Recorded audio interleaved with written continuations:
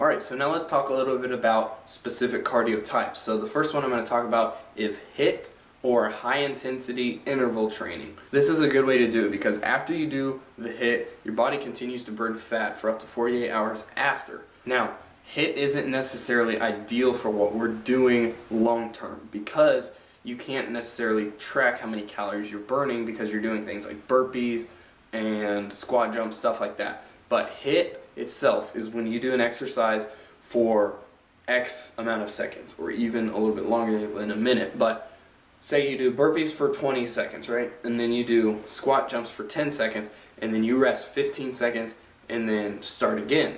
This is HIIT. This is when you're going in different intervals, you're moving the heart rate a lot, and you're really pushing yourself to go all in for the short duration. This is like anywhere from 10 minutes to 25 minutes.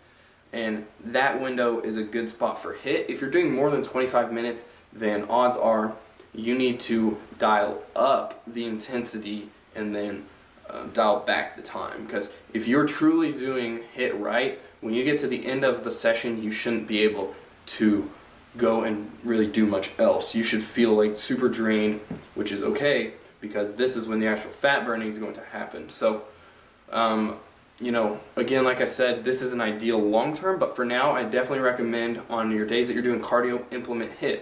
Okay, make a 10-minute workout and do something like burpees for 10 seconds, jumping jacks for 20 seconds, rest for 10 seconds, get back into it, or like squat jumps, like butt kicks, stuff like that. Somewhere in here in the beginner section, I will put an example video of me doing a HIIT session or a couple of them just so you can get the feel of what HIIT really is.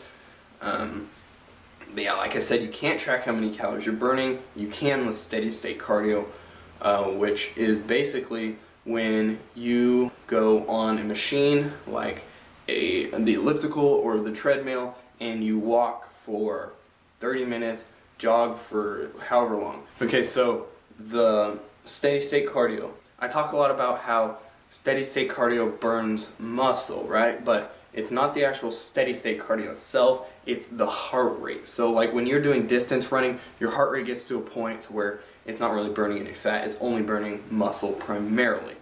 So if you're in the fat burning heart rate, you'll be burning primarily fat, which is what we want. A high heart rate for a high duration like running or super intense biking, something like that, you're going to end up burning more muscle than fat. So it's about getting in the fat burning heart rate, which I will go into more in a later video.